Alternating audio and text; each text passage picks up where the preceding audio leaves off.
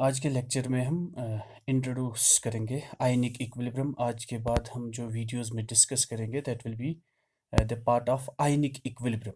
What do you mean by ionic equilibrium? First of all I will tell you that जो हमने अभी तक equilibrium में पढ़ा है, equilibrium actually is a stage. एक स्टेज आता है एक रिवर्सिबल रिएक्शन में जब rate of forward reaction rate of backward reaction के बराबर होता है। ठीक है, वो हमने अभी तक डिस्कस किया है। Suppose A plus B, they combine with each other and they give C plus D. Then C plus D also can have ability to get back converted into A and B. That means A and B act as reactants and C and D act as products. But if this A, B, C and D, if they are atoms or molecules, then this type of equilibrium is known as molecular equilibrium. इसको हम molecular equilibrium बोलते हैं। That means the equilibrium which involves molecules, जिसमें molecules involve हो उसको हम बोलते हैं मॉलिक्यूलर इक्विलिब्रियम। लेकिन अगर इक्विलिब्रियम आ गया, if there is equilibrium established but it involves ions, लेकिन उस इक्विलिब्रियम में आयंस होंगे, but these ions are usually in aqueous solution. लेकिन वो जो आयंस है वो एक्वस सॉल्यूशन में होते हैं, उस इक्विलिब्रियम को हम बोलते हैं आयनिक इक्विलिब्रियम। फॉर एग्जांपल मैंने ए लिखा, अब मैं लिखूंगा this is A plus B, now it gives C, but this is C is not now atom, this is positive cation, this is aqueous, plus D, this D is now it is negative but this is aqueous. That means in this equilibrium there is involvement of ions. There are ions in one side, हो सकता है दोनों side से भी ions involve हो, but if there is ions present in any side of an equilibrium process, then that equilibrium is known as ionic equilibrium. That means ionic equilibrium involves ions. When an equilibrium involves ions in aqueous solution, it is known as ionic equilibrium. मैं ऐसे लिखूंगा, in this equilibrium,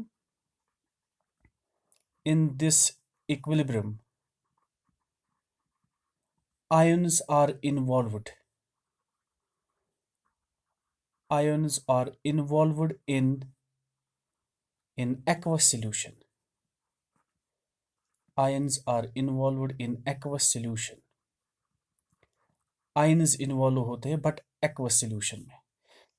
In this equilibrium, that is ionic equilibrium, ions are involved, but these ions are involved in aqueous solution. This type of equilibrium is known as ionic equilibrium. अब इस चीज को और समझने के लिए let me introduce another term that is known as electrolyte. What is electrolyte?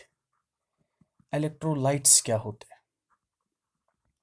I say substances, those substances which can conduct electricity in their aqueous solutions.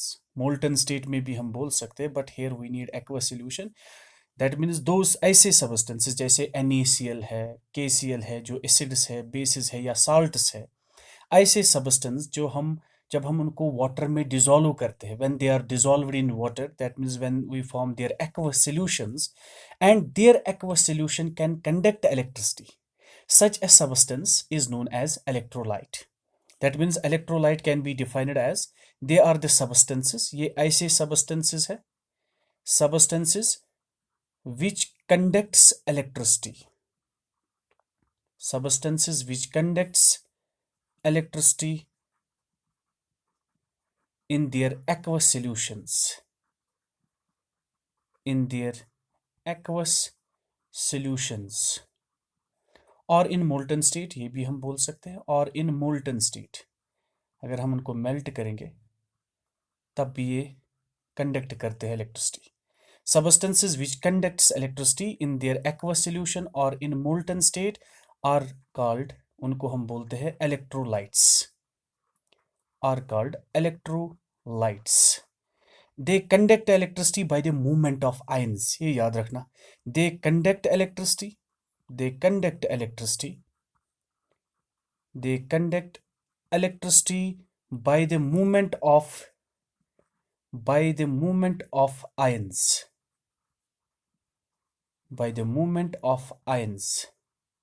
ये इनमें इंपॉर्टेंस है, बिकॉज जो इलेक्ट्रॉनिक कंडक्टर्स होते हैं जैसे मेटल्स, वो भी conduct करते हैं electricity, but they conduct electricity by the movement of electrons, but in case of electrolytes they conduct electricity by the movement of their ions, जैसे कैटायन और एनायंस है।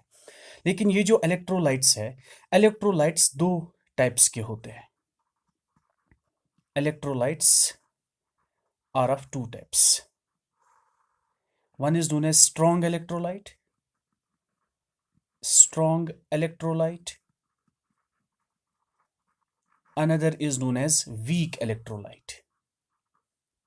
एक स्ट्रॉन्ग इलेक्ट्रोलाइट है और दूसरा वीक इलेक्ट्रोलाइट है। अब ये स्ट्रॉन्ग और वीक का मतलब क्या है? ये जो इलेक्ट्रोलाइट्स होते हैं, जब हम उनको डिसॉल्व करते हैं वाटर में, या जब हम उनको एक्वस सॉल्यूशन बनाते हैं, दे डिसोसिएट, ये डिसोसिएट होते हैं, या हम बोल सकते हैं they ionise in the aqueous solution and they give ions. ऐसे इलेक्ट्रोलाइट्स जो कंप्लीटली आयोनाइज हो जाएंगे, जो कंप्लीटली डिसोसिएट होंगे इन एक्वस सॉल्यूशन, ऐसे सबस्टेंसेस को हम स्ट्रॉन्ग इलेक्ट्रोलाइट्स बोलते हैं। स्ट्रॉन्ग इलेक्ट्रोलाइट्स वो सबस्टेंसेस है या वो इलेक्ट्रोलाइट्स है जो कंप्लीटली डिसोसिएट होंगे। मतलब अगर हम 100 मॉलिक्यूल्स उनके डिसॉल्व करेंगे वाटर में, 100 के 100 जो है वो कंप्लीटली डिसोसिएट होंगे। उस सॉल्यूशन में उस स्ट्रॉन्ग इलेक्ट्रोलाइट का कोई भी मॉलिक्यूल अनडिसोसिएटेड नहीं रहेगा। That means we can say they dissociate completely. They dissociate completely. अगर मैं कोई एग्जाम्पल ले लूँ, if I will take an example of salt, NaCl, it is a solid. When it is dissolved in water, जब मैं इसको water में dissolve करता हूँ, it gives, मैंने सिंगल हेडेड एरो रख दिया, that means reaction is completed. It gives Na positive which is aqueous plus Cl negative which is aqueous. That means जितने भी हमने NaCl मॉलिक्यूल्स डिसॉल्व किए हैं वाटर में, सारे के सारे डिसोसिएट हो गए। अगर मैंने यहाँ पे 100 मॉलिक्यूल्स लिए हैं, 100 मॉलिक्यूल्स ये देगा 100 Na positive, it will give 100 Cl negative. It dissociates completely. It dissociates completely. Such a substance is known as strong electrolyte. लेकिन weak electrolyte क्या होगा? In case of weak electrolyte, ये इसका अपोजिट होगा। ये कंप्लीटली आयोनाइज नहीं होते water में। Weak electrolytes are they are only partially dissociated और आयोनाइज्ड। पार्शली मतलब पहले मैं लिखूंगा दे आर पार्शली, पार्शली मैं बोल सकता हूं, और इनकम्प्लीटली आयोनाइज्ड या डिसोसिएटेड या आयोनाइज्ड। ये पार्शली डिसोसिएट होंगे। मतलब क्या हुआ? अगर मैं एक एसिड ले लूं, I will take example of this CH3COOH। ये एसिड है, it gives H positive, it is acetic acid. जब मैं इसको वाटर में डिसॉल्व करता हूं, it will dissociate into ions. लेकिन अगर मैंने इसके 100 मॉलिक्यूल्स लिए, 100 में से 4 या 3 मॉलिक्यूल्स डिसोसिएट होते हैं। बाकी जो है 97 या 96 मॉलिक्यूल्स आउट ऑफ पर 100 molecules, they remain undissociated. That means weak electrolyte में जो वाटर में जब हम उसको वाटर में डिसॉल्व करेंगे, उसमें उस सबस्टेंस के अनडिसोसिएटेड मॉलिक्यूल्स भी रहेंगे और उसके आयंस भी रहेंगे, दोनों होंगे। And there will be equilibrium between the ions and undissociated molecules. It will give CH3COO negative which is aqueous, plus it will give H positive which is aqueous. That means this type of equilibrium in case of weak electrolytes, strong में तो नहीं होगा क्योंकि strong में completely dissociate हो रहा है, but in case of weak electrolyte there is equilibrium between undissociated molecules and its ions. Forward process में एसिटिक एसिड डिसोसिएट होकर एसिटेट आयन और H पॉजिटिव देता है। बैकवर्ड प्रोसेस में CH3CO नेगेटिव H पॉजिटिव को एक्सेप्ट करके वापस acetic acid बनाता है। This type of equilibrium is known as ionic equilibrium. That means हम बोल सकते हैं, अब डिफाइन कर सकते हैं, जो मेन डेफिनेशन है आयोनिक इक्विलिब्रियम की, in case of weak electrolytes, in case of weak electrolytes,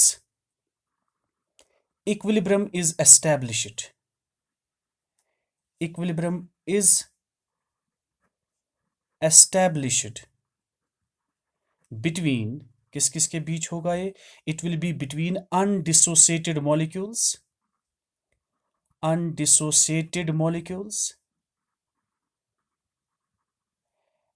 its ions, और इसी मॉलिक्यूल के ions and its ions. In case of weak electrolytes, an equilibrium is established between undissociated molecules and its ions, known as ionic equilibrium. Known as ionic equilibrium. इस चीज को हम ionic equilibrium बोलते हैं. That means ionic equilibrium is actually the equilibrium which involves ions and the molecule and between the molecules from which these ions are obtained. अगर मैं ऐसे ले लूँ, if we have an ionic compound like, yeah, we can say a molecule, AB type of molecule. AB type of molecule, if it gives A positive, B negative, there will be an equilibrium. That means there will be A positive, which is aqueous, plus B negative, which is aqueous. This is undissociated molecule and these are the ions of that molecule. जो अगर strong होता तो वो completely dissociate होता, वहां पे undissociated molecules नहीं रहते, तो वहां पे equilibrium ही नहीं आता.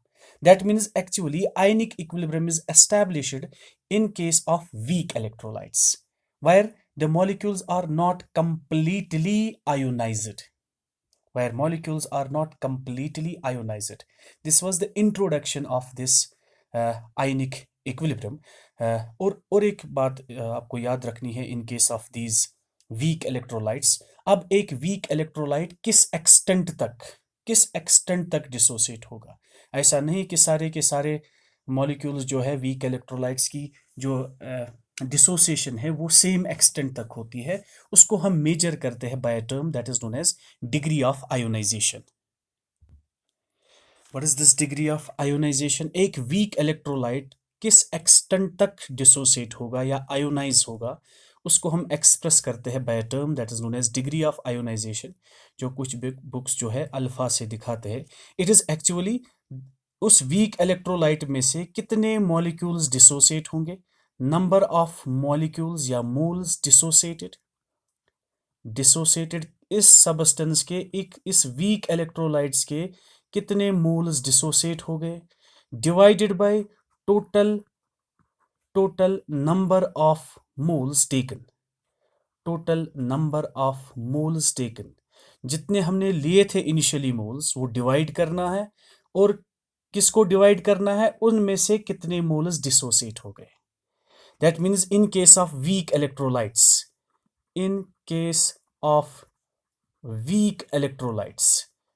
electrolytes में बहुत कम molecules dissociate होते हैं. That means number of moles dissociated will be lesser than the number of moles taken. That means alpha, that is degree of dissociation, will be lesser than 1. It will be lesser than 1 in case of weak electrolytes. For strong electrolytes और weak electrolytes में जो examples है, what are the examples of this weak electrolyte? जो हम main example लेते हैं, it is among acids, it is acetic acid, among bases, it is ammonium hydroxide. ऐसे substances जो है they are weak electrolytes. लेकिन in case of strong electrolytes, जो strong electrolytes होंगे, strong electrolytes means which undergoes dissociation completely. That means जितने हम moles लेंगे सारे के सारे dissociate होंगे.